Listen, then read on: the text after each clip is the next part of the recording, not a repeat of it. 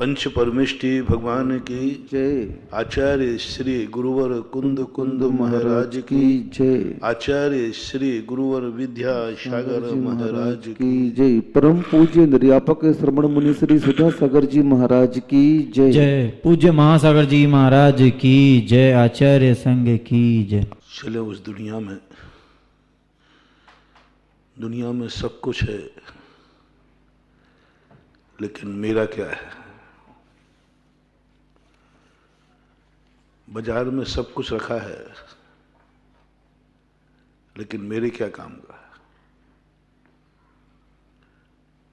किसके पास क्या है, सृष्टि में क्या है, यह महत्वपूर्ण नहीं है। मेरे जीवन के काम में कितना है और कौन मेरा है, उस संबंध में विचार करना चाहिए। उस संबंध में अपन विचार कर रहे हैं, क्योंकि दुनिया में ऐसा सब कुछ भी है जो हमारे लिए नुकसानदायक है, जो हमारे लिए है त्याज्य है। सारी वस्तुएं देखने लायक हों ऐसी बात नहीं। तुम्हें आंख मिली है, इसका अर्थ ये नहीं कि तुम सब कुछ देखो। महावीर स्वामी कहते हैं, देखने में आवे तो कोई बात नहीं है, सब कुछ आ जाए, लेकिन तुम देखने का प्रयास करो तो सब कुछ मत देखना। देखने में आ सकता है, सर्वज्ञ भगवान के ज्ञान में सब कुछ झलकता है। अपने सामने भी पता नहीं क्या क्या चीजें सामने आ जाती हैं, उससे कोई फर्क नहीं होता, उससे बंद नहीं होता। जो वस्तुएं हमारी इच्छा के विरुद्ध हमारी आंखों के सामने आते हैं, उससे हमें कोई हानि लाभ नहीं है। हमारी इच्छा के विरुद्ध हमारे कानों में शब्द पड़ते हैं, हमें उससे कोई हानि लाभ नहीं है। हमारी हानि लाभ है छद्मस्त जीव के कि तुम्हारे लिए आंखों से जो देखना है, तुम्हें या तो देखना ही बंद करो, अपने आप को देखो। हर वस्तु का उपयोग अपने लिए करो, अपने संबंध में सोचो। हमारे लिए जो कुछ भी हमें मिला है, उसका उपयोग हम स्वयं अपने लिए कितना करते हैं। आंखों का उपयोग अपने लिए कितना करते हैं, कानों का कितना करते हैं। ज्यादातर व्यक्ति मेहनत स्वयं करता है, उसका उपयोग दूसरा करता है। 99% अपने लिए कुछ भी नहीं होता। कपड़े भी पहनते हो तुम अपने लिए नहीं पहनते, दूसरों के लिए पहनते हो। घर में रहोगे तब अच्छे नहीं पहनोगे, अंडरवियर बनियान चलेगा, लेकिन बाजार जाओगे तो अलग कपड़े, वो दूसरों के लिए देखने, तुम नहीं देखते हो। आभूषण पहनोगे तो अपने लिए नहीं, दूसरों के लिए। अच्छा भोजन भी खाओगे तो उस दिन नहीं खाओगे जिस दिन तुम घर में अकेले होगे, उस दिन खाओगे जिस दिन कोई ब्याई जी आए होंगे। यानी अच्छा भी खाओगे तो दूसरों को दिखाने के लिए, तुम खाओगे नहीं। मकान भी बनाओगे तो बाहर का एलिवेशन दुनिया के लिए दिखाने के लिए अलग बनाओगे। हर चीज में यही आजकल मॉल सिस्टम चल गया। व्यक्ति ने जिंदगी को एक दुकान बना लिया, व्यापार बना लिया।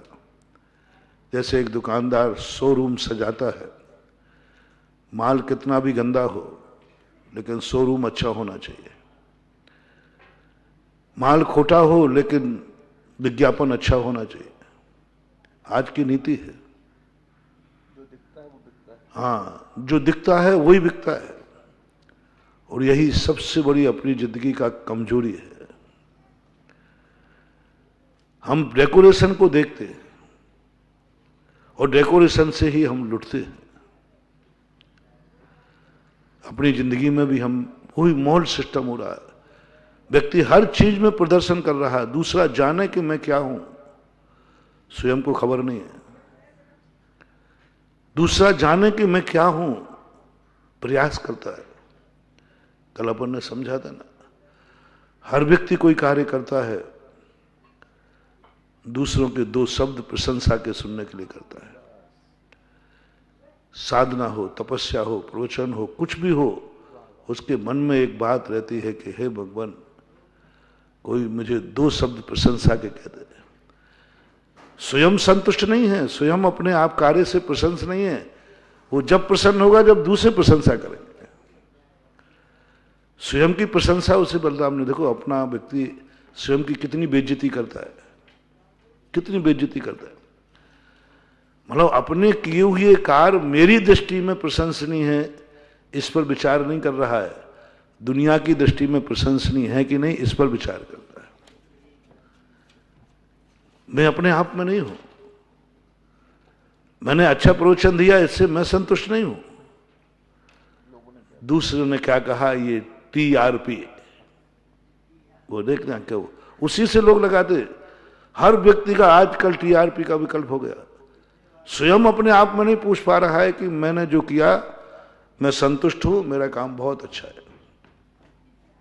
आज चाहे अपराध हो चाहे अच्छे कार्य हो, गवाह के आश्रित हो गया। गवाह यदि मिल गया तो अपराधी पकड़ा जाएगा, गवाह नहीं मिला तो अपराधी घूमता रहेगा। यानी अपराध गवाह के आश्रित है, और धर्म कहता है अपराध गवाह के आश्रित नहीं होना चाहिए, स्वयं के आश्रित होना चाहिए। जब किया हुआ अपराध स्वयं की दृष्टि में आ जाता है तो उसे मोक्ष के दरवाजे खुल जाते हैं। मैंने कोई अपराध किया, किसी के पास गवाह हो तो बताओ, कोई गवाह हो तो बताओ। सबसे बड़ा पापी है, सबसे बड़ा पापी जो ये कह दे कि मैंने गवाह, बताइए मैंने कोई गलत किया है तो कोई साक्षी है आपके पास? साक्ष्य है। राजनीति में और मोक्ष मार्ग में, साधु और महाराज में यही अंतर है। साधु और धर्म मार्ग में धर्मात्मा जब व्यक्ति बन जाता है तो कभी ये अपने मुंह से नहीं निकालता कि मेरे अपराध का साक्ष्य क्या है, आपके पास क्या सबूत है, प्रमाण दीजिए। लेकिन कोर्ट और अदालतों में कुछ नहीं मांगा जाता, आप तो प्रमाण लाइए, निरपराधी को अपराधी बनाइए, और प्रमाण नहीं है तो अपराधी घूमेगा। गवाह के आश्रित है। जब जब अधर्म गवाहों के आश्रित हो जाता है तब तब अन्याय शुरू हो जाता है। हर व्यक्ति के मन में एक धारणा बन गई, किसी से कुछ भी कहो, बोले मैंने ऐसा किया ही नहीं। बेटा बाप से कह देता आपके पास प्रमाण क्या है? गुरु के पास कह दोगे, गुरु तुम्हें डांटेंगे, गुरु से कह दोगे आपने मेरे ऊपर ये लांछन लगाया, आपके पास प्रमाण क्या है? गजब मानो, बहुत। जैन दर्शन कहता है तुम खुद गवाह हो कि नहीं, तुम बोल दो बस। हमारे सामने ऐसा एक अपराधी आया, बहुत बड़ा अपराध किया था, उसको कोई भी कबूल नहीं कर पाया क्योंकि प्रमाण पत्र नहीं था उसके पास, कोई प्रमाण नहीं था। पुलिस वालों ने भी खूब मारा पीटा, कुछ भी नहीं हुआ। मेरे मन में भाव आया कि इस अपराधी की कभी कल्याण होगा कि नहीं होगा, कभी कल्याण होगा इसका कि नहीं होगा। इसने जघन्यतम अपराध किया है, लेकिन सब ने कह दिया कि नहीं वो निरपराधी है, बरी हो गया, छूट गया। अपराध ऐसा था कि जिसमें अपराध में व्यक्ति को दंड मिलना चाहिए था, आहार देने का पात्र नहीं था, भगवान को छूने का पात्र नहीं था, समाज में रहने का पात्र नहीं था, फांसी का पात्र था। मैं अपराध नहीं बता रहा हूं, अपराध मुझे मालूम है, इतना जघन्यतम अपराध था, कर दिया उसने। लेकिन उसके पास कोई गवाह नहीं था, कोई गवाह नहीं दे पाया दुनिया का, सब प्रयास किए, बरी हो गया। लेकिन सबको मालूम है कि इसने अपराध किया है। एक बार वो मेरे पास आया, मैंने कहा भाई अपराध तुमने किया है, या नहीं किया। मेरे सामने तुम क्या प्रश्न करोगे कि महाराज जी आपके पास प्रमाण क्या है? बोले नहीं, आपके लिए गवाही की जरूरत नहीं है। बोले मेरे पास कोई गवाही नहीं है। दुनिया में चर्चा है तो उन्हें अपराध किया और ऐसे व्यक्ति से मैं हार नहीं ले सकता, अभिषेक नहीं करा सकता। दुनिया कह रही है तो मन की तुम मेरे से कहोगे यही कि महाराज दुनिया से पूछो कि गवाह क्या है, साक्ष्य क्या है। मैंने कहा उसमें तो आप जीत गए। मेरे पास भी कोई गवाह नहीं है, कोई साक्ष्य नहीं है, कोई प्रमाण नहीं है। मेरे पास मात्र मेरा खुद का मुनि पद है, मेरा खुद का रत्नत्र है, मेरा खुद का ज्ञान है। बस इतना बता दो तुम्हारी दृष्टि में मैं कौन हूं। मेरी दृष्टि में नहीं, तुम्हारी दृष्टि में मैं कौन हूं। तो उसने तुरंत कहा तुम मेरे गुरु हो। मैं नमोकार मंत्र की माला में आपको नमस्कार करता हूं। नमो लोहे। मैंने नमस्कार करते हो? बोले हाँ, सुबह उठकर करता हूं, प्रातः स्मृति मानता हूं। यानी अंदर से कि बाहर से? बोले महाराज अंदर से स्वीकार करता हूं। मैंने कोई संदेह, कोई परसेंटेज में संदेह? बोले कोई संदेह नहीं। मेरे गुरुपन में तुम्हें कोई संदेह? मैं तुम्हारे लायक गुरु हूं कि नहीं? ऐसे कहने से मान रहे हो कि अंदर से मान रहे हो? मैं क्या हूं ये तो तुम्हें बताने की जरूरत नहीं है, तुम समझोगे भी नहीं। तुम्हारी दृष्टि में मैं तेरे लिए क्या हूं? कितने परसेंट में मैं गुरु हूं तेरा? उनका 100%। नमोस्तु मात किसी भय से लोभ से करते हो कि सही? बोले सही मान के करता हूं और आपके प्रति मेरा पूर्ण मानता हूं। जैसे ये शब्द कहा मैंने कि बस एक बार तुमसे पूछना चाहता हूं। बोले आप पूछिए मत, आप पूछिए मत। गुरु वह होता है जिसके सामने बिना पूछे बताया जाता है। उसने तुरंत रोक दिया। मैंने कि मैं एक बात पूछना चाहूं। बोले आप पूछना मत गुरुदेव, पूछना मत। आप पूछने के बाद बताया तो गुरु शिष्य का संबंध क्या है? आपके प्रश्नों में मैंने सुना है कि शिष्य वो बनता है, भक्त वो बनता है जो गुरु को अपराध पता नहीं है, मालूम भी नहीं है, उनके ज्ञान में भी नहीं है, उन्होंने पूछा भी नहीं है, चला करके जाकर अदालत में जाके पेश करता है, गुरुराज मेरे से यह अपराध हुआ है। पूछने के बाद बताया। पूछने के बाद तो अदालतें पड़ी हैं महाराज, वहां तो मैं निपटा लूंगा। ये अदालत में आप पूछिए नहीं, ये मेरे शिष्यत्व पर कलंक होगा, दोष होगा। मैं आपके पास इसलिए नहीं आया हूं कि आपको आहार देना है, अभिषेक करना है, पूजा करना है। हमारे घर में चौका लग रहा है, लेकिन मैं मात्र अपने अपराध को कबूल करने आया हूं। बिना आप पूछे मत, उसने सब बता दिया पूरा। मैंने कहा ये शिष्य बनने लायक है, अपराधी बराबर है। लेकिन यहां उसने गवाही नहीं मांगे, उसने गुरु के सामने झूठ नहीं बोला। हाँ साहब मैंने किया है। अब मैं क्या करूं, आपसे शेयर करना चाहता हूं। अपराध किया है उसने, किसी के सामने अपराध किया नहीं, हुआ नहीं, सबसे उसने सबकी आंखों में धूल झोंक दिया। और मुझे मालूम चल गया, उसने कह दिया अब मैं अरेस्ट कराऊं, अदालत को बुलाऊं, समाज को बुलाऊं, अरेस्ट कराऊं, आपकी तरफ से मुझे क्या छूट मिलती है? बस यही है गुरु और भक्त का संबंध है। गुरु है भक्त का संबंध। अदालत राजनीति अपराधी कबूल करने पर सजा देती है, और साधु के यहां जब अपराध स्वीकार कर लेता है तो उसे तपस्वी बना देती है, प्रायश्चित तप हो जाता है।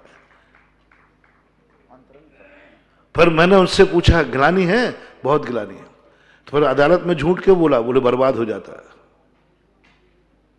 बर्बाद हो जाता है, फांसी मिल जाती, सब परिवार उजड़ जाता, सब। तो मैंने कहा मैं किसी से कह दूं तो? बोले नहीं, आप नहीं कह सकते, आप मुझे तपस्वी बनाएंगे, पश्चाताप का मौका देंगे, प्रायश्चित देंगे, हम सुधरेंगे। कितना अंतर आ गया। साधु ने उसको प्रायश्चित दिया, प्रायश्चित तप है, लेकिन उसके सामने जाकर के प्रकट किया कि मैंने ये किया है, बस खत्म बात। अब साधु, आचार्य, गुरु शास्त्रों में आया। गुरु किसको बनाना?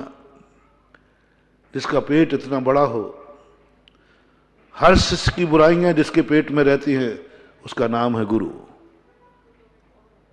सारी दुनिया की बुराइयां पता है, मां से और गुरु से कोई छुपता नहीं है। सारी बुराइयां पता है, लेकिन जो राष्ट्रभक्त होते थे ना पहले, उनको जब कितना भी वो चले जाएं, लेकिन दुश्मन मार मार के प्राण ले लेता, लेकिन वे कबूल। ऐसे ही गुरु वो होता है जिसके पेट में अपने साधर्म की बुराइयां भरी पड़ी रहती हैं, तो कभी मुंह से नहीं निकालता, उगलता नहीं। गुरु है, गुरु के पास क्या छुपा, सब पेट में भर लेता है। स्वप्न में भी कोई आकर, कोर्ट भी आकर कहे कि महाराज जी मैंने सुना है कि इसने आपके सामने कबूल किया है, तो भी साधु उगलेगा नहीं। साधु नहीं कहेगा हाँ मेरे सामने कबूल किया है, गवाह नहीं बनेगा। गुरु अपने शिष्य के अपराधों का कभी गवाह नहीं बनता है, और शिष्य कभी गुरु के सामने अपराध को प्रसिद्ध करने के लिए गवाही की जरूरत नहीं होती है, स्वयं प्रस्तुत होता है। गुरु उसको अपने ढंग से सुधारते, अपने ढंग से विचार करते। वो आज इतना बड़ा धर्मात्मा है, इतना बड़ा धर्मात्मा है, इतना बड़ा धर्मात्मा है कि उसके धर्म को देखकर लोग कहेंगे ये श्रावक नहीं, घर में मुनि बन के रह रहा है। ऐसे जंग के हो रहे, उसको गिलानी है, पश्चाताप है, उससे किया, अपराध किया, और कोर्ट के सामने बोल देता तो जेल में सड़ता, सब बर्बाद हो जाता, परिवार बर्बाद हो जाता। इसलिए मैं ये कह रहा हूं कि आज जो गवाही के आश्रित अपराध हो गए हैं, इससे कभी भी अपराध खत्म नहीं होंगे। अपराध बिना गवाही के प्रस्तुत करो, प्रस्तुत करो। एक व्यक्ति ढूंढो दुनिया में जो तुमसे अपराध नहीं पूछेगा, गवाही नहीं पूछेगा, तुम खुद जाकर के अपराध प्रस्तुत करोगे, मैंने अपराध किया है। ऐसा ही अपने स्वयं के अपराधों पे आ जाइए। तुम अपराधों के गवाही नहीं मिलेंगे तो कर्म से बच नहीं जाओगे। ये कर्म की अदालत है। यहां पर स्वयं की अपसख्यम, देवता सख्यम, पर सख्यम, 3 प्रकार के साक्षी होते हैं। प्रतिक्रमण में हम लोग करते हैं। सबसे पहला अपराध वो है जो अपसख्यम, सबसे बड़ा प्रायश्चित है अर्प साक्षी। तुम खुद साक्षी हो अपने अपराध के कि नहीं, तुम्हें खुद मालूम है कि नहीं, उससे बड़ा क्या साक्षी है। अपसाक्षी में सबसे श्रेष्ठ प्रायश्चित है अपसख्य। मैंने अपराध किया है, बात खत्म है। दुनिया कहे कि नहीं किया, नहीं किया तो नहीं किया, तो मैंने तो किया है, मुझे मालूम है। अपसाक्षी होने का प्रयास करो। जो व्यक्ति अपसख्यम हो जाता है वो जल से भिन्न कमल, कादे में हेम अमल हो जाता है। अपराध तो होते हो उसके, अपराधों में कमी नहीं आती, अपराध तो संसार में होंगे, सोना कीचड़ में ही रहेगा, लेकिन कादे में हेम अमल। देखो कितना पंडित जी साहब ने कितनी बड़ी बात कही। कीचड़ से अलग करने की बात नहीं कही, क्योंकि संसार कीचड़मय ही है। कादे में हेम अमल, तुम इसी संसार में रहो लेकिन सोना बन के रहो, कीचड़ में रहो, दलदल में रहो, लोहा बन के नहीं, सोना बन के रहो। तो सम्यक दृष्टि और धर्मात्मा से ये कह देते ना, कीचड़ से रहित रहो। कीचड़ से रहे दुनिया है ही नहीं, दुनिया से हट जाओ, दुनिया से बाहर कोई रहने की व्यवस्था ही नहीं है। रहना तो इसी दुनिया में है, कहां जाओगे, दुनिया से बाहर कोई स्थान है ही नहीं, सब दुनिया में। सिद्ध भगवान भी दुनिया में, सब दुनिया में। धर्मात्मा रहने के लिए इस संसार की हम सफाई नहीं कर सकते। आज तक कोई तीर्थंकर इतना नहीं आ पाए जिन्होंने इस संसार को कीचड़ से रहित कर दिया हो। कोई कर ही नहीं सकता, कितने प्रयास कर ले वे, कोई ना तो आज तक पाप कोई मिटा पाया, ना अधर्मी को मिटा पाया, प्रकृति के नेचुरल जो कीचड़ हैं वे भी नहीं मिटा पाए। निर्मल भूमि करते हैं तो 100 योजन की निर्मल भूमि होती है, आगे पाट पीछे सपाट। भगवान आगे चले जाते, पीछे का ज्यों का त्यों कीचड़ आ जाता है। सुवृक्ष पड़ता है तो उसकी उम्र पूज्यवर हरिवंश पुराण में 50 वर्ष दी है। जहां से तीर्थंकर निकल जाते, जो 6 ऋतु के फल आए, सुवृक्ष आया, सब आया, इसका प्रभाव कितने वर्ष रहता? 50 साल। यानी यहां कोई रिद्धिधारी महाराज आए थे, कोई रिद्धि संपन्न महाराज आए थे, तीर्थंकर भगवान का विहार हुआ था। 50 साल तक धीरे धीरे उसकी आभा कम होते होते 50 साल तक उनका प्रभाव खत्म हो जाता है। इससे ज्यादा कुछ नहीं कर सकते। अब आपको खुद सोचना है कि मैं अपनी जिंदगी का निर्णायक मैं खुद बनूंगा।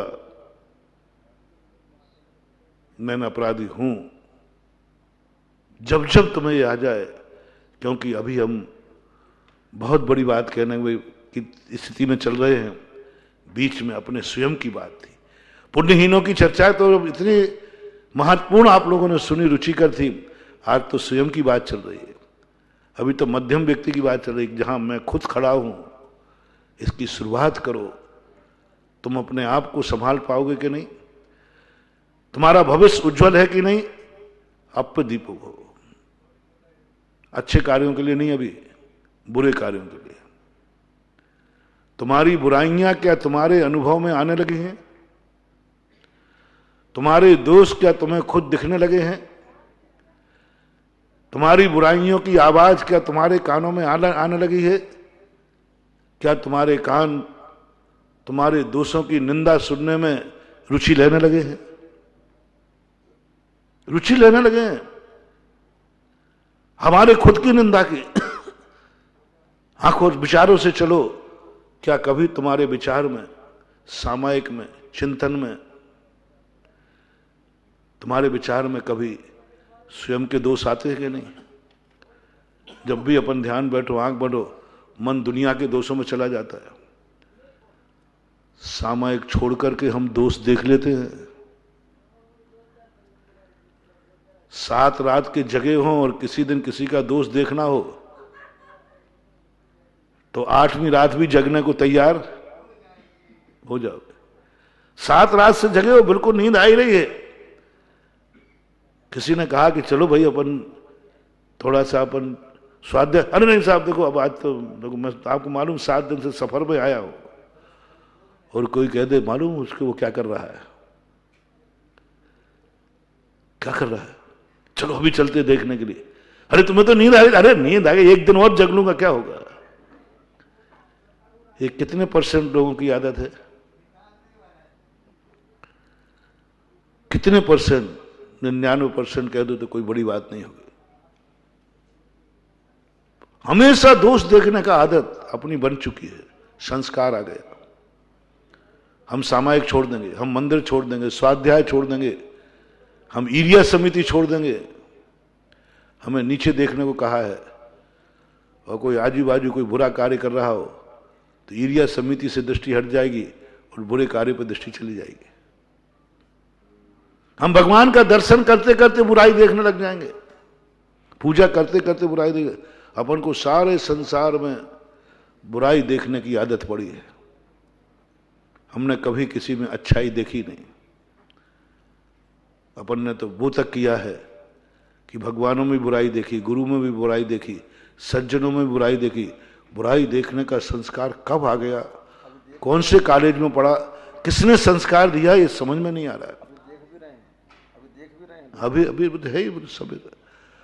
अच्छाई देने वाला कॉलेज तो पता है, अच्छाई देने वाला गुरु पता है, अच्छाई देने वाले शास्त्र पता है, लेकिन ये बुराइयां कब प्रवेश कर गई अपने जीवन में? अच्छा देखने के लिए तो हमें पढ़ाया जाता है, लिखाया जाता है, लेकिन बुराई देखने के लिए हमने कहीं पढ़ा ही नहीं। ये कब आ गई जिंदगी में? कब प्रवेश कर गई? बंधु ऐसे ही प्रवेश कर जाते हैं। उजेले के लिए हमें लाइट चाहिए, उजेले के लिए हमें लाइट चाहिए, बल्ब चाहिए, मीटर चाहिए, क्या क्या चाहिए। अंधेरे के लिए, अंधेरे के लिए क्या चाहिए? नेचुरल, स्वाभाविक आता है अंधेरा। कोई पुरुषार्थ नहीं करना अंधेरे को, प्रकाश के लिए करना है। बल्ब लाओ, लाइट लाओ, पता नहीं क्या क्या करो, घी लाओ, दीपक लाओ, ये सब बातें प्रकाश के लिए करना है। प्रकाश मालूम है किन किन से मिलता है? बहुत चंद हैं। पूरे 3 लोक में प्रकाश देने वाले आइटम कितने हैं? सूर्य, चंद्रमा कह लो, लाइट कह लो, प्रकाश। गिनती की मुश्किल से 10 से ज्यादा नहीं गिना पाओगे आप। लाइट देने वाली चीजें मुश्किल से 10 होंगी। सूर्य एक मान लो, रत्न मान लो, दीपक मान लो, मसाल मान लो, तो लाइट में आ गई सर, लाइट में आ जाए। लेकिन अंधेरा देने वाले आइटम कितने हैं? स्वभाव है। सृष्टि का स्वभाव प्रकाश नहीं अंधेरा है। संसार का स्वभाव प्रकाश नहीं अंधेरा है। संसार का नेचुरल है अपने आप। हर वस्तु संसार में पुद्गल की 2 पर्याय हैं, एक प्रकाश और एक तम, अंधकार। दोनों पर्याय पुद्गल की है। पुद्गल उसकी स्वाभाविक पर्याय है, पुद्गल की प्रकाश वैभाविक पर्याय है पुद्गल की, क्योंकि वो निमित्त के अधीन है। जो पर्याय निमित्त के अधीन होती है उसे विभाव कहते हैं, और जो निमित्त के बिना होती है उसे स्वभाव कहते हैं। पुद्गल की दृष्टि से बता रहा हूं। पुद्गल की जो पर्याय है वो निमित्ताधीन है, प्रकाश। आज तक कोई पुद्गल स्वयं प्रकाशमान नहीं होता, कोई पर्टिकुलर उसको स्थान चाहिए। रत्नों में, गजमोती में उसे गज चाहिए,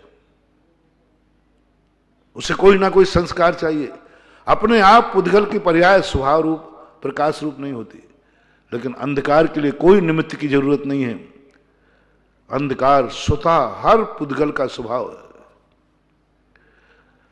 अंधकार किस में लिया जाए? कौन से कलर में लिया जाए अंधकार? स्पर्श में, रस में, गंध में, वर्ण में। पुद्गल के 4 गुण हैं, स्पर्श, रस, गंध और वर्ण। अंधकार किसमें है? रूप में। प्रकाश तो दिख रहा है, सब रूप में आ रहा है, दिख रहा है, कलर दिख रहा है, व्हाइट, लाल, जो कुछ भी है, क्योंकि निमित्तिक है। पुद्गल का सबसे बड़ी चीज है कि अंधकार का ना तो स्पर्श में जा रहा है, ना रूप में जा रहा है। अंधकार का क्या रूप मानूं मैं? क्या रूप मानूं? पर अपन कहते काला है, पीला है, कहां है? छाया किसकी पर्याय है? स्पर्श, रस, गंध, वर्ण में देना है। अंधकार कौन सा? ना तो स्पर्श में समझ में आ रहा है, ना गंध में समझ में आ रहा है, ना वर्ण में समझ में आ रहा है। किसमें आएगा अंधकार पर्याय? बड़ी विचित्र है बंधु, बहुत विचित्र है। अंधकार इस सृष्टि में अपने आप स्वभाव रूप से है। कब प्रकट होता है, किस निमित्त से प्रकट होता है, वो निमित्त आज तक कोई पता नहीं कर पाया। अंधकार का निमित्त क्या है? प्रकाश के निमित्त हमें मालूम है। कर्म का निमित्त बना दिया। आतप नाम कर्म के उदय से सूर्य में, उद्योत नाम कर्म है। अंधकार नाम कर्म कौन सा है? कर्म भी नहीं मिल रहा बेचारा। अंधकार नाम का कोई कर्म नहीं मिल रहा है। उद्योत, आतप, ये दोनों नाम कर्म है। लेकिन छाया कौन सा नाम कर्म है? कोई नाम कर्म तो, नाम कर्म से कोई सी नाम कर्म में पूरी जितनी 93 प्रकृतियां हैं लगभग, उनमें से एक भी अंधकार नहीं है। एक भी गुण, एक भी कर्म नहीं है। सारे कर्म देख लिए अपन, और ना तो निमित्त में कुछ भी नहीं। पुद्गल की एक ऐसी विभाव स्वाभाविक पर्याय है विभाव। और विभाव क्यों कहे, स्वभाव कहो। परमाणु की पर्याय, परमाणु स्वाभाविक रूप से अंधकारमय है या प्रकाशमय? 2 विरोधी पर्याय हैं। परमाणु की पर्याय, स्वाभाविक पर्याय अंधकार है कि प्रकाश? अंधकार। परमाणु की भी स्वाभाविक पर्याय अंधकार है, प्रकाश नहीं। वो निमित्त के अधीन है। इसलिए अपनी जिंदगी में जब भी अच्छाइयां आती हैं वो निमित्त से आती है। पुरुषार्थ से आती है। बहुत मेहनत करता है व्यक्ति। एक लाइट जलाने के लिए कितनी मेहनत करना पड़ती है, कितना परिश्रम होता है। पावर हाउस बनते हैं, नदी में बांध बनते हैं, अरबों खरबों रुपया। एक व्यक्ति ने कहा, बोले महाराज जी विज्ञान ने देखो कितना आविष्कार कर लिया, बटन झटकाते ही लाइट आ जाती है। ऐसा कोई बटन आप बताओ जिसको झटकाते ही आत्मा झक झक झक करके दिख जाए। मैंने कहा है बटन। पहले हमें लाइट कैसे दिखी? बोले महाराज देखो ये जल गई। अभी मुझे बुद्धू मत बनाओ, ये बल्ब लगा है, थोड़ा सा बल्ब फ्यूज हो जाए तो कहां गया प्रकाश? फिर बल्ब के पीछे एक डोरी पड़ी है, वहां मीटर तक जाओ, मीटर के पीछे काली पूंछ है आगे, केबल बोलते हैं, वो लाइट पर लगी है। लाइट के खम्भे के बाद जाओ पावर हाउस, पावर हाउस के बाद जाओ अमरकंटक, अमरकंटक के पास जाओ, पर बांध पे शुरुआत कहां से हुई? जो जल नीचे की तरफ बह रहा था निम्नगा, जो जल समुद्र में जाके खारा हो जाता, उस जल को पहले रोका, उसको जल को रोका, रोक करके उसका स्वभाव को विभाव रूप में किया। जल का नाम है निम्नगा, नीचे की तरफ बहता है। इसी और उसको उसके स्वभाव को बदलकर बांध बनाओ, अब ऊपर की तरफ जल बढ़ रहा है, नीचे नहीं जा रहा है। देख लो कितना बड़ा पुरुषार्थ किया। बांध बनते ही जल ऊपर की तरफ बढ़ता है, और जब वो ऊपर की तरफ बढ़े फिर भेद विज्ञान मंथन, तब बिजली बनती है। और थोड़ी सा बांध लीकेज है तो बताते, भाखड़ा नंगल बांध में थोड़ी सी दरार आ गई थी, नेहरू जी बेहोश हो गए थे, क्योंकि देश की सबसे बड़ी संपत्ति लग चुकी थी। स्वतंत्र तो हुआ ही था उस समय की घटना है। थोड़ी सा लीकेज हो गया तो सब गया। बिना लीकेज आप इंद्रिय और मन पर संयम का बांध तो बनाइए। पहले एक बटन चटकाते ही आता है, तुम्हारे में तो देर लगती है बटन में, फिर भी हमारे यहां तो एकदम यूं बजाते ही झक झक करके केवल ज्ञान होता है। ससरते पहले संयम का बांध। संयम नाम की तो चीज ही नहीं। ऊर्जा एनर्जी नीचे की तरफ बह रही है, निम्नगा है, बह तो रही है। प्रति समय अविभागी प्रतिच्छेद आत्मा में निकलते हैं, अगुरु लघु गुण के माध्यम से निकलते हैं, लेकिन सब कहां जा रहे? खारे पानी में, समुद्र में। पहले बांधो। वही प्रोसेस जो आपके यहां प्रकाश लाने की प्रोसेस है, वही हमारे यहां भी प्रकाश लाने की यही प्रोसेस है। पहले बांधो, संयम का बांध, मन रोध, इंद्रिय रोध, इनको जितना लीकेज नहीं हो जाए, थोड़ा सा भी कहीं आंख लीकेज नहीं हो जाए, आंख पर संयम बांधो। कान लीकेज नहीं हो जाए, मुख से कोई वचन नहीं निकल जाए, मन में कोई विचार नहीं आ जाए गंदा। मन का लीकेज क्या है? गंदा विचार आना। लीकेज हो गया मन, लीकेज हो गया मन, मन का संयम खत्म। आंख ने कुछ गलत देख लिया, आंख का संयम खत्म। कान ने कुछ गलत सुन लिया, कान का संयम। मुंह से कुछ गलत बोल दिया, मुंह का संयम। हाथ पैरों से कुछ हो गया, 10 मुंडन कहे। हाँ, पंच इंद्रिय मुंडा, बच हत पाए मुंडा, मन मुंडा और फिर सिर मुंडन। 10 मुंडन। सिर को लास्ट में रखा है, और सिर मुंडन अपन पहले रखते हैं। सिर पे करना क्या है तुम्हें? एक मशीन ही तो फिरवाना, 0 पावर की, बड़ी गजब की है। कम कटिंग करना पड़ती, उसके पैसे ज्यादा लगते हैं। मशीन फिरने के ज्यादा बाल किसमें उतरे? मशीन में, उसके पैसे कम लगते हैं। और जिनकी कटिंग कम होती है, थोड़े थोड़े सेटिंग, उसका पैसा ज्यादा लगता है। हमें क्या करना? केशरंती करना, उतारना है, दर्पण मोनो कुछ नहीं, तुम तो कैसे ही करके फेंक दो, मुंडा हो जाओ। नहीं, पंच इंद्रियों के और मन के ऊपर बांध देखो, और बांधने के बाद जैसे ये 6 बांध बंधेंगे, तैसे आपकी ऊर्जा ऊर्ध्वगामी शुरू हो जाएगी। और फिर संयम के बाद भेद विज्ञान है। कल ही परसों आया था जिज्ञासा। भेद विज्ञान किसे कहते हैं? गृहस्थ को भेद विज्ञान हो सकता है? नहीं हो सकता। चिंतन हो सकता है, भेद विज्ञान की अनुभूति नहीं हो सकती। भेद विज्ञान तो मंथन है। भेद विज्ञान में तो एनर्जी, बिजली पैदा होती है, प्रकाश पैदा होता है। और भेद विज्ञान जब व्यक्ति करता है, मंथन करता है, उसका मंथन का नाम भेद विज्ञान है। फिर बिजली बनेगी, बिजली बनने से लाइट नहीं आ गई, फिर करंट को तार चाहिए, तुम्हारा ये करंट के लिए तार चाहिए। प्रभायमान भगवान से जुड़ा है कि नहीं? अपने मन का मंथन है, अपने मन का भेद विज्ञान है? नहीं, ये मंथन तुम किसके आधार पर कर रहे हो? पूज्यवार कुंद स्वामी, जिनेंद्र भगवान से वो तार जोड़ना है तुम्हारे लिए, और जिनेंद्र भगवान के तार में से यदि आपका करंट बहता है, फिर जाकर के प्रकाश होता है।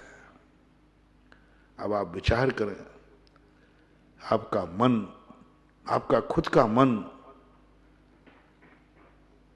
दूसरों के संबंध में, मन पर निरोध है कि नहीं, मन पर कंट्रोल है कि नहीं, आप स्वयं की तरफ देखने के अभिमुख है कि नहीं?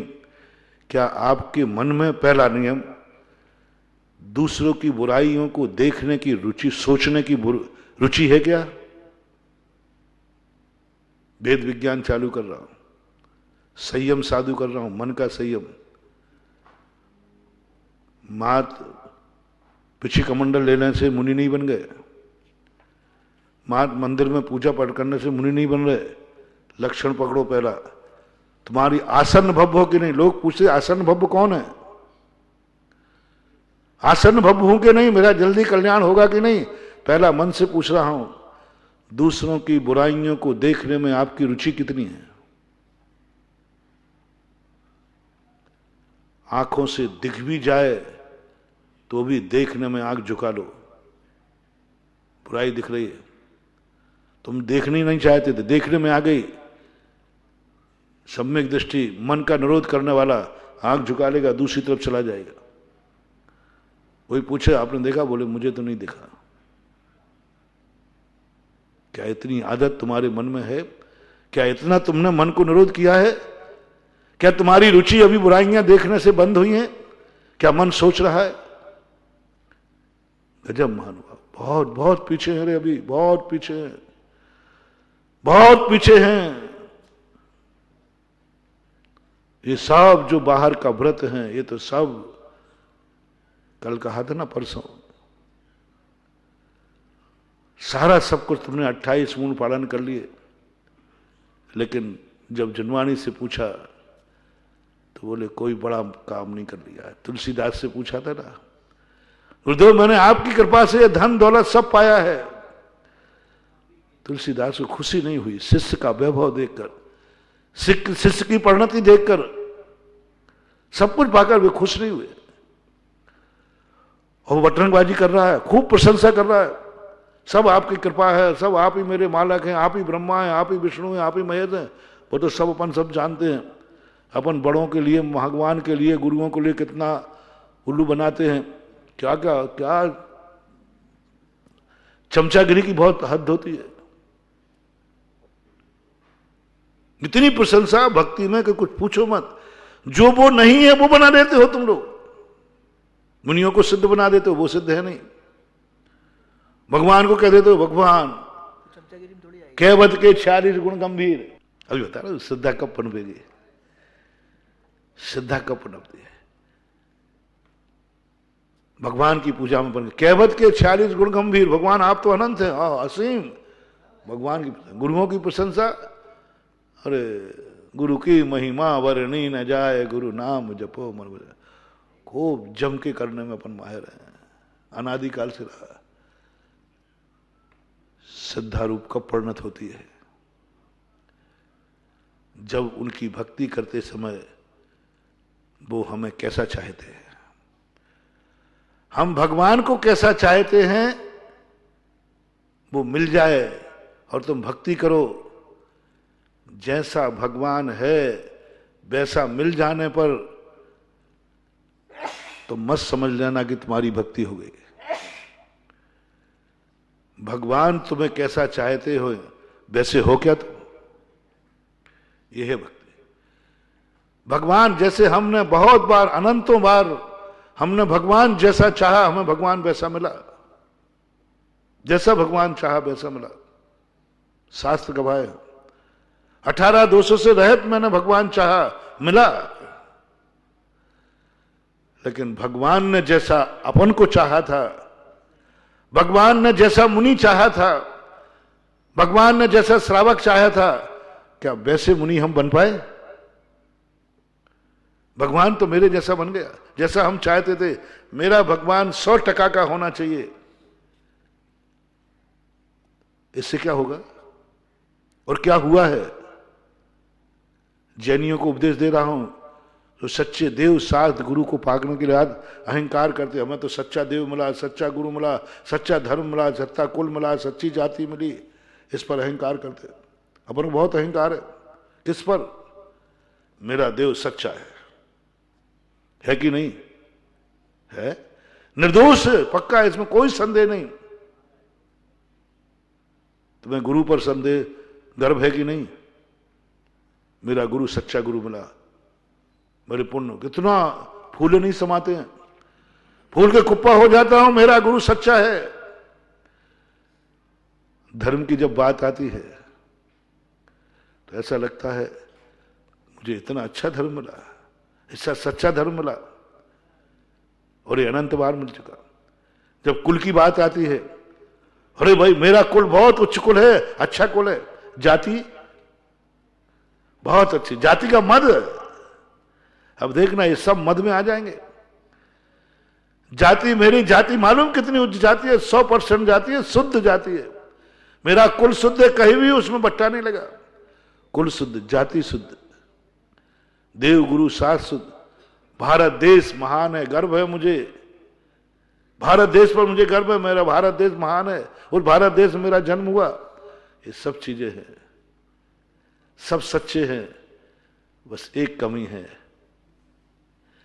तू सच्चा है कि नहीं? क्या हो गया भैया?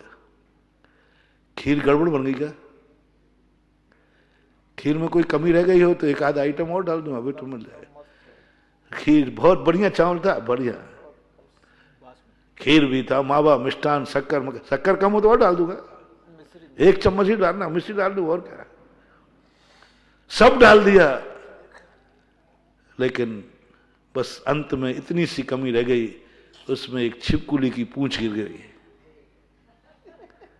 क्या गिर गया? छिपकुली की इतनी सी पूंछ गिर गई। अपने साथ अनंत बार यही हुआ। हमें बहुत बढ़िया बढ़िया खीर मिली, सच्चा देव, सच्चा गुरु, साथ सब सच्चे मिले, लेकिन स्वयं सच्चा नहीं हो पाया। ये छिपकुली की पूंछ गिर गई, सारी खीर बेकार हो गई, भूखों मर गए। सब कुछ पाने के बाद भी भूखा बैठा है। अब बोलो, ये सब कुछ मिलने के बाद उसमें छिपकुली की पूंछ पड़ी है, खा के मरोगे कि बिना खाए मरोगे? बोलो, खा लोगे कि अब? इससे तो अच्छा था, इससे तो अच्छा था कि वो पुराने मोटे मोटे चावलों का गुड़ला मिल जाता, गुड़ला। वो गुड़ला मिल जाता है, जो भी बोलते हो, गुड़ला क्या बोलते उसको, मोटे मोटे चावल का था, बहुत ना उसमें कोई शक्कर थी, शक्कर भी नहीं थी, कोई मावा मिष्ठान नहीं था, नमक भी मिल गया था, थोड़ा बहुत मिल गया होगा, नहीं मिला, चलो कोई बात नहीं, कुछ भी नहीं, फिर भी जिंदा रह जाओगे, फिर भी पेट भर जाओगे। उसमें छिपकुली की पूंछ नहीं है। तुम्हें भूख लगी है बहुत तेजी के साथ, एक में छिपकुली डली है लेकिन मावा मिष्ठान सब पड़े हैं, और एक में मावा मिष्ठान नहीं है लेकिन छिपकुली नहीं है। राजा भी हो, कितनी बड़ा आदमी हो, वो कहेगा यही खा लूंगा, मैं तो बिना नमक का खा लूंगा, चलेगा। अपने साथ यही हो रहा है मानव। अपन को सब कुछ अच्छा मिल रहा, पर प्रत्यय में कहीं कमी नहीं है, सब चोखे चोखे प्रत्यय हैं, बस स्वयं अच्छा नहीं है, स्वयं सच्चा नहीं बन पा रहा है। 3-4 दिन पहले मैंने कहा था, देश को गर्ववान कहने की अपेक्षा मैं सच्चा हूं। मेरी जाति सच्ची है, उस जाति में मैं सच्चा हूं। मेरा कुल सच्चा है, मैं सच्चा हूं। मेरा भगवान सच्चा है, मैं सच्चा हूं। मैं सच्चे पर विचार क्यों नहीं हो रहा है?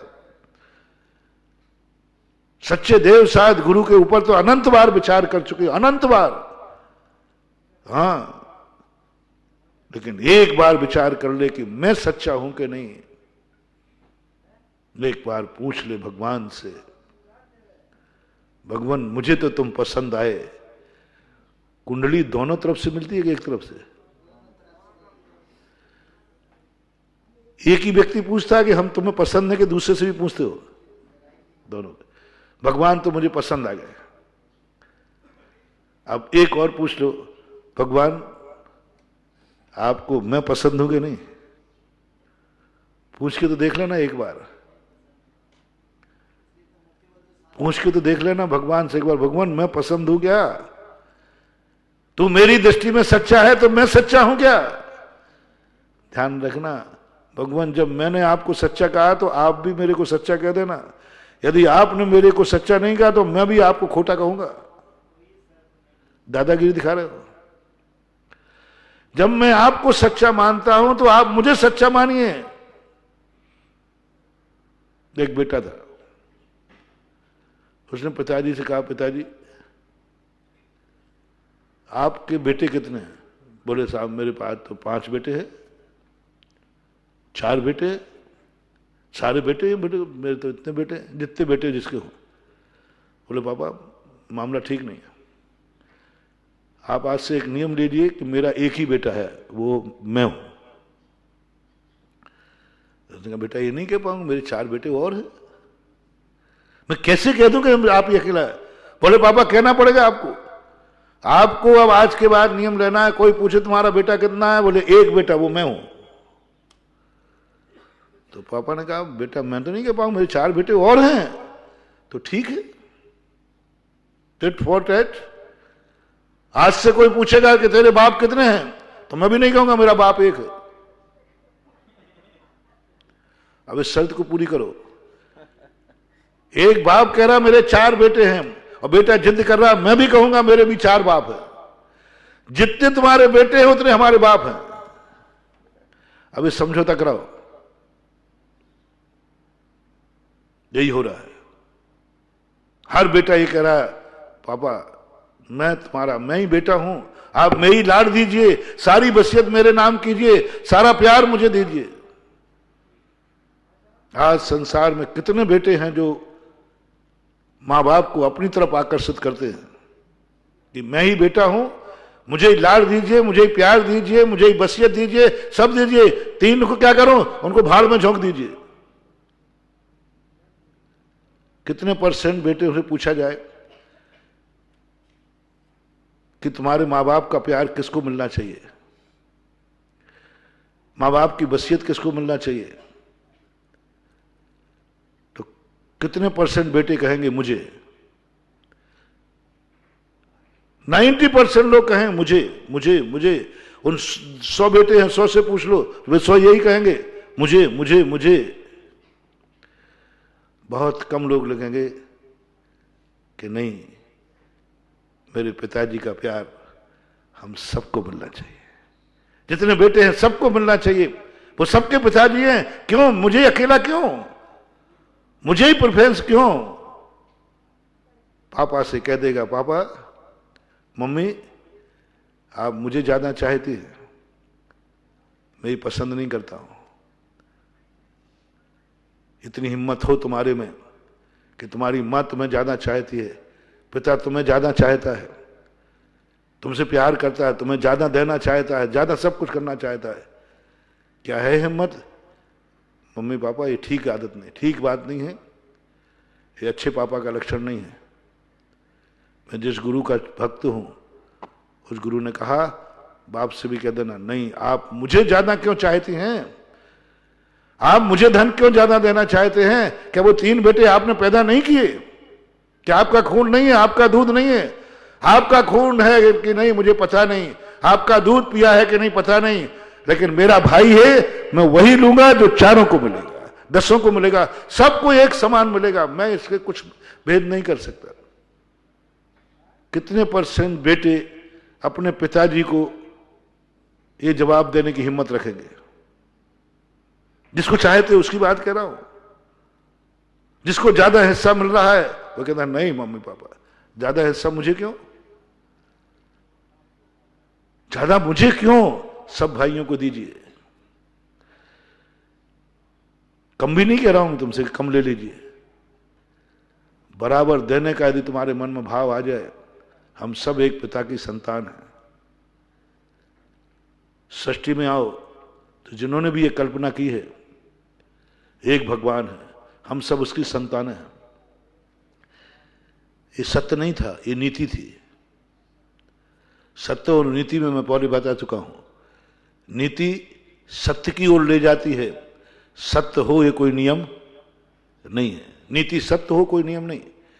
यदि सारी दुनिया एक मान ले कि हम सब एक पिता की संतान हैं, सब मेरे भाई हैं और भाई को सबको बराबर मिलना चाहिए, मेरे कर्म ने मुझे ज्यादा क्यों दिया, इसको क्यों दिया, ये भी तो सृष्टि का भाग है, तुम अपना हिस्सा उठा के उसको दे देना, यह है समाजवाद। हम सब एक पिता की संतान हैं, तो फिर छोटे बड़े क्यों, गरीब अमीर क्यों, रोगी सुखी क्यों, हम सबको बराबर करेंगे। हम दिखा देंगे भगवान को कि भगवान आपने भली पक्षपात किया हो, लेकिन हम भाई भाई बन के पक्षपात नहीं करेंगे। बहुत कठिन महानुभाव। कैसे कहें हम शर्त लगा रहे हैं कि हमारा, आप कहो कि मेरा बेटा एक ही है, नहीं तो आपके 4 बेटे हैं तो हमारे बाप भी 4 हैं। अब बेटा बाप 4 बनाएगा तो पाप है, और बाप बेटे 4 बनावे तो नैतिक है। 100 बना सकता है, एक बाप 100 बेटों का बाप हो सकता है, लेकिन एक बेटे का बाप तो एक ही रहेगा। यही शर्त हम लगाते हैं भगवानों के सामने। भगवान तुम चोखे हैं, मैंने कह दिया, अब आप भी बोल दो सबके सामने, मेरा शिष्य भी चोखा है, मेरा भक्त भी चोखा है। गुरु से हम यही कहते हैं, हम आपकी प्रशंसा कर रहे हैं, आपको मेरी प्रशंसा करना पड़ेगी। यदि आप मेरी प्रशंसा बंद कर देंगे, मैं आपकी प्रशंसा बंद कर दूंगा। आज कंडीशन ये हो गई, आज कंडीशन ये हो गई, हम आपको गुरु मानते हैं, आपको घोषणा करना पड़ेगा आप मेरे शिष्य हैं। आपको मैं निर्दोष मानता हूं, आप घोषणा करिए मैं आप निर्दोष हूं। मैं आपकी प्रशंसा करूं, आपको मेरी प्रशंसा करना पड़ेगी, नहीं तो कल से मैं भी प्रशंसा बंद कर दूंगा,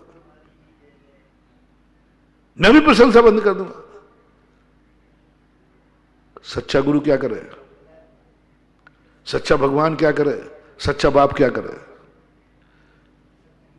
उस बाप को निकालो भाई। बेटे ने कह दिया यदि आपके 4 बेटे हैं तो मैं अब दुनिया में कहूंगा मेरे बाप भी 4 हैं। अब बाप क्या करे? 3 बेटों को फेंक देवे, मार देवे, और या ये मंजूर कर लेवे ठीक है तू 4 बाप कहते हो क्या, मैं तो 4 बेटा कहूंगा। समस्या सुलटेगी नहीं। सर्वज्ञ भगवान के पास भेज दूं? यदि ये शंका सर्वज्ञ भगवान के सामने की जाए तो सर्वज्ञ भगवान क्या जवाब देंगे? भगवान भी सोचेंगे आज तक कोई प्रश्न करना, 60,000 प्रश्नों में तो नहीं होगा ये, समस्या होगी नहीं, ऐसा प्रश्न ही नहीं उठेगा। अपन को भी सच्चे भगवान की बात अपन कर रहे थे, समय आपका हो रहा है।